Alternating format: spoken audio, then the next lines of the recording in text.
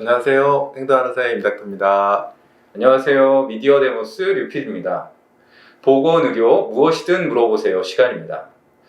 이번에는 이메일로 질문이 들어왔습니다. 아, 네. 이메일로도 질문이 들어오는데 아무래도 댓글로 남기면 뭔가 좀 네. 남들도 보니까 네. 약간 차이하신 느낌이 같아요. 근데 이게 또 당뇨입니다. 저희 네. 요새 당뇨 질문이 굉장히 많네요. 네.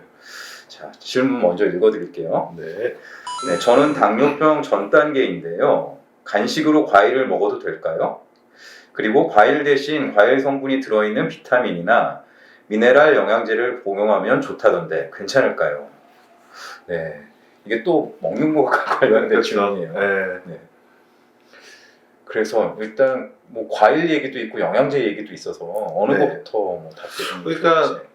일단은 과일을 섭취해도 되냐 이렇게 물었을 때 네. 과일을 먹지 말라는 건 음. 없어요. 당뇨병 환자도 당연히 과일 드셔야죠. 네. 예, 근데 과일을 드실 때 이제 그 당뇨병 환자의 경우는 열대 과일보다는 온대 과일. 그건 지난번에 한번 살펴봤었죠. 네, 네. 그래서 그리고 주스 형태보다는 예, 이렇게 통으로 아, 네. 네, 그렇게 해서 드시는 게 좋다 이렇게 말씀을 드린 거고, 그다음에 세 번째 그건 비중이겠죠. 과일을 너무 많이 먹으면은 그런 과일 자체가 흡수가 잘 되는 당 성분이 많기 때문에 그건 좀 좋지 않겠죠. 하지만 과일 자체를 피하라는 얘기는 없습니다. 네. 좀 이런 말씀 좀 드리고 싶고, 두 번째는 이제 당뇨 환자인 경우에 먹는 것을 이제 제대로 하는 것도 중요한데 자가혈당 측정을 잘 하셔야 돼요. 네. 그래서 자기가 혈당이 어떻게 변화가 있는지를 잘 봐야 되는 거거든요. 그래서 먹는 것도 좀 조심해야겠지만 그 결과의 혈당 관리를 잘 하셔야 되는 게 있기 때문에, 만약 평소에 다르게 과일을 몇 개 먹었더니 혈당 조절이 안 된다 이랬을 때는 또 그 먹는 과일량을 좀 줄인다던가 이런 방식으로 같이 가야 되는 거라고 좀 생각이 듭니다. 네. 이 점을 좀 말씀을 좀 드리고 싶고요. 그 다음에 이제 아마 그런 생각을 하시는 것 같아요. 이제 질문을 보면 과일에 이제 미네랄과 이제 비타민 성분들이 좀 있잖아요. 네. 그러니까 과일을 안 먹고 그거를 이제 대신 영양제로 먹는 게 더 좋은 거냐. 이런 과일로 질문. 섭취할 수 있는 어떤 비타민이나 네. 영양, 네. 이제 뭐 약 형태로. 네. 근데 이제 제가 드리고 싶은 말씀은 제일 큰 거는 뭐냐면, 당뇨병 환자는 심지어 탄수화물을 먹지 말라는 얘기도 없습니다. 네. 탄수화물을 드셔야 돼요. 적정량을 드셔야 되죠. 그래서 당뇨 있는 분의 경우에도 균형 잡힌 식사를 하거든요. 네, 그건 한번 다뤘었죠. 네, 그 당뇨 전 단계인 분도 마찬가지죠.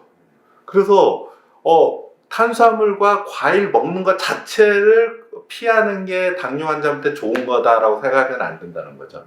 네, 과량으로 먹는 것이 문제인 거고요. 네, 그렇기 때문에 드실 수 있는 건 적정하게 드실 수 있는 것은 다 드시는 게 맞고, 그래서 과일을 섭취해서 얻을 수 있는 영양적 이득을 소위 말해 다른 걸로 다 돌리는 것은 또 좋은 방법은 좀 저는 아니라고 저는 개인적으로 좀 생각이 들어요. 이제 과일 자체를 아예 안 먹고 영양제로 대체하는 것은 좀 문제가 있을 거다 이렇게 생각이 들고요. 여기서 또 하나 이제 질문하신 거에 포인트는 그게 있는 것 같아요. 뭐냐면 당뇨병 전 단계인데 그럼 탄수화물 섭취를 좀 줄이는 게 도움이 되지 않겠냐. 이런데 마음이 좀 깔려 있지 않나. 저는 그렇게 좀 보이거든요. 영양제 얘기가 나온 걸로 봐서. 네. 그래서 그러니까 좋은 영양 성분은 자기가 취하겠지만 어쨌든 혈당은 좀 더 유지하는 게 좋지 않겠냐 이런 마음이 있는 것 같은데요. 아까도 말씀드렸지만 당뇨병 환자도 탄수화물 섭취 자체를 금지시키는 게 아니다. 네. 그래서 적정량이 중요하다. 그래서 그가 적정량이 넘지 않도록 하는 게 좀 중요하다는 말씀을 좀 드리고 싶어서, 그래서 더 큰 거는 당뇨병 전 단계인 분에게 더 큰 건 저는 두 가지를 말씀드리고 싶어요.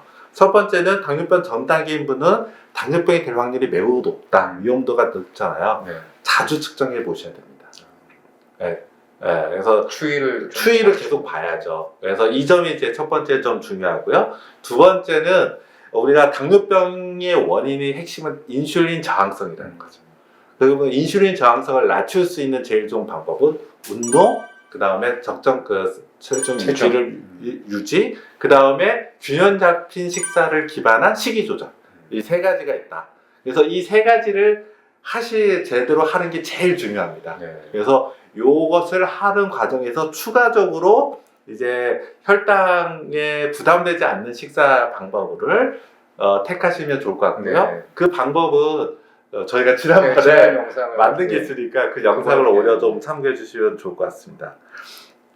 그리고 또 이 질문을 제가 받고 네. 검색을 해봤어요. 영양제, 네. 비타민 이런 얘기를 하셔서. 근데 네. 뭐 그런 관심이 되게 많으신 것 같더라고요. 그래서 근데 이제 이분은 당뇨 전 단계잖아요. 네. 근데 이제 마지막으로 이제 보면 당뇨병 있는 환자들의 경우에 그럼 어떨까? 우리나라가 의외로 영양제 많이 드세요.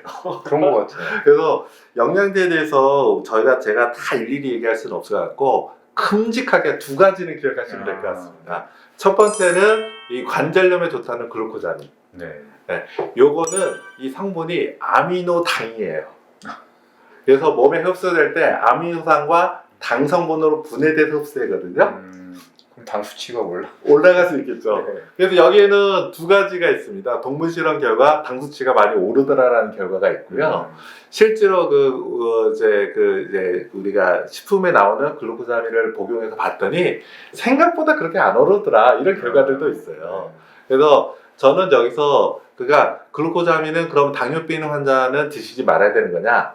그게 아니라 만약 혹시 당뇨병 있는 환자분인데 내가 글루코자민을 먹어야 되는 상황이다라고 하면 꼭 주치와 선생님과 의논하시는 게 좋겠다. 두 번째는 혈당 추이를 봐라.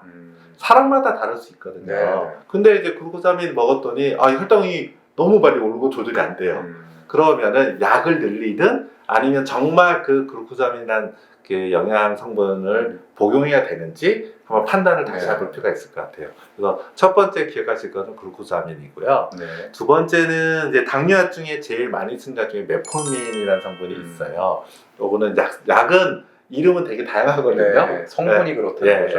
근데 이 성분이 작용 중에 그 비타민 B 중에 비타민 B12의 흡수 이게 위에서 이루어지거든요. 네. 그래서 이 과정이 좀 복잡한데 근데 여기에 작용을 해서 이 비타민 B12의 흡수를 좀 저해하는 작용이 있어요. 네. 좀 근데- 충돌이 되겠네요. 네네. 사실은 이 비타민 B12의 작용을 저해하는 또 다른 약 중에 위산 억제제 중에도 그런 작용하는 약이 있어요. 어쨌든 그래서 만약 메포민을 드시는 분이 경우에는 이 비타민 B12 성분이 좀 떨어질 수가 있다. 근데 여기서도 이게 그러면 메포민을 드시면 비타민 B12를 꼭 보충해야 되냐 여기서 좀 논란이 좀 있는데요. 근데 주의하실 거는 그 비타민 B12 결핍의 증상 크게 대표적으로 두 가지입니다. 하나는 빈혈, 철결핍성 빈혈과는 좀 다른 형태의 빈혈이 나타나고요. 두 번째는 비타민 B12 결핍이면 말초신경병증이 좀 나타나요. 그래서 요거에 대해서는 근데 이제 저도 좀 물어보면 이미 당뇨 있는 분들이 이걸 또 많이 알아서 환자분들은 영양제를 거의 90%가 종합 비타민제를 드시는 분도 꽤 있다고 하더라고요.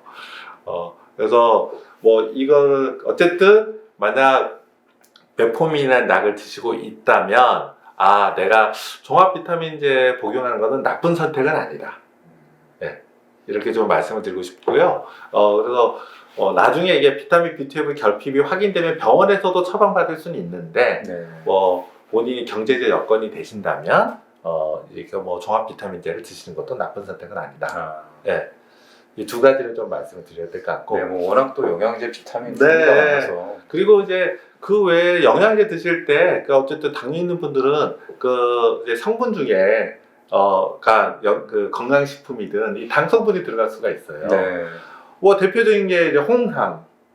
이런 홍삼 같은 경우도 여러 제재들이 네. 있잖아요. 근데 홍삼의 어떤 성분은 혈당 조절에 도움이 되는 걸로 알려져 있거든요. 근데 문제는 우리가 이제 그걸 드시는 과정에는 꿀을 섞다든가 이럴 수 있거든요.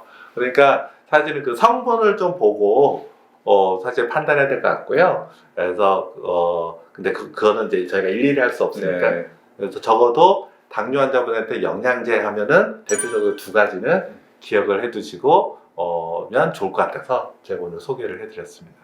네, 일단 글루코사민과 비타민 B12 네. 이건 좀 체크해 보시는 게 좋다. 네네. 네, 알겠습니다. 그래서 글루코나민을 드셔야 될 경우에는 꼭 드셔야 되는지, 만약 드신다면은 주치의와 상담을 해보시는 게 좋겠고, 그 다음에 종합 비타민제, 그러니까 비타민 B 성분이 든 이제 비타민제 같은 경우는 뭐 드시는 것도 괜찮겠다. 네. 이렇게 말씀드리겠습니다. 네, 보건의료 무엇이든 물어보세요. 이번 시간에는 당뇨병 전 단계인데 과일이나 영양제를 먹어도 괜찮을까요? 라는 질문을 살펴봤습니다. 다음 시간도 기대해 주시고요. 시청해 주셔서 감사합니다. 감사합니다.